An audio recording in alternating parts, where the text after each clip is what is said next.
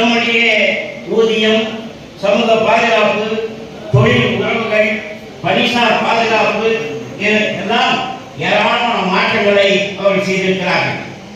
நாடாளுமன்றத்திலே கூட ஒரு நாடாளுமன்றத்தை ஆண்டுக்கு எத்தனை நேரம் கூட்டுவது என்பது கூட மிகப்பெரிய கேள்வியாக மாறியிருக்கிறது. நாடாளுமன்றம் குறைந்தபட்சம் 30 நாள் 100 நாட்கள் கூடுவதில்லை. நாடாளுமன்றத்தில் விவாதிக்கப்படுவதும் இல்லை. பிரதான தொழிற்சங்கங்களை அழைத்து பேசுவதும் இல்லை. தன்னிச்சையாக அவர்கள் நிறைவேற்றிக் கொண்டே இருக்கிறார்கள். அந்த அடிப்படையிலே நடந்து கொண்டிருக்கிறார்கள்.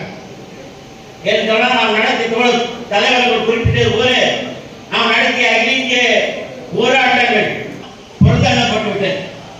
அது 12 மணி நேரமா, 10 மணி நேரமா, 14 மணி நேரமா என்பதெல்லாம் முதலாளியை நிறைவேற்றிக் கொள்ளக்கூடிய அளவுக்கு 8 மணி நேரம் வேலை என்ற அந்த பிரிவை நீக்கி விடுகிற ஒரு சூழலுக்கு தள்ளப்பட்டிருக்கிறது.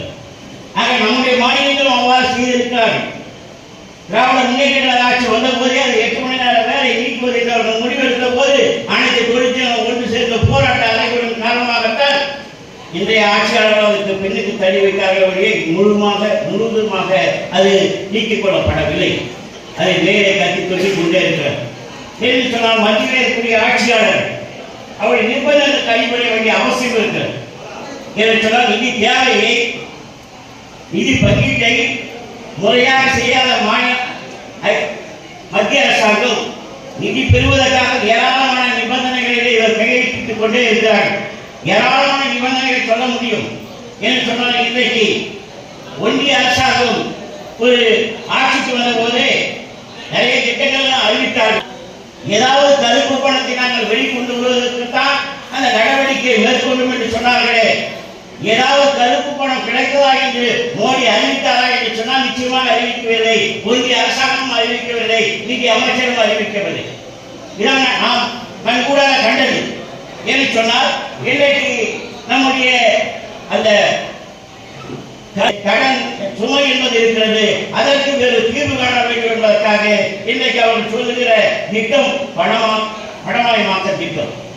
இன்னைக்கு பணமயமாக்கல் என்று சொன்னால் எதை விற்பது என்பதுதான் யோசித்துக் கொண்டே இருக்கிறார்கள். நாம் ஒப்பந்தம் நாம் அழைக்கப்படுவது இன்றைக்கு நாம் உழைத்து சம்பாதித்து வைத்திருக்கக்கூடிய நம்முடைய உழைப்பாக இன்றைக்கு இந்தியா முழுவதும் இருக்கக்கூடிய பொதுத்துறை நிறுவனங்களை விற்பது என்று அவர்கள் முடிவெடுத்துக் கொண்டே இருக்கிறார்கள். அரசாங்கம் பொது சொத்துக்களை விற்பது என்ற பெயராலே நாட்டிலே இருக்கக்கூடிய அவருடைய கடன் சுமை என்பது 190 லட்சம் கோடி என்று சொல்கிறார்கள்.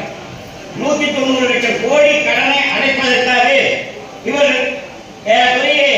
இன்றைக்கு நம்ம மிகப்பெரிய நிறுவனமாக இருக்கக்கூடிய கடலூர் மாவட்டத்தில் இருக்கக்கூடிய NLC நிறுவனம் ஆண்டுக்கு ஏறக்குறைய 2300 கோடி ரூபாய் லாபம் ஈட்டுகிற மிகப்பெரிய நிறுவனம்.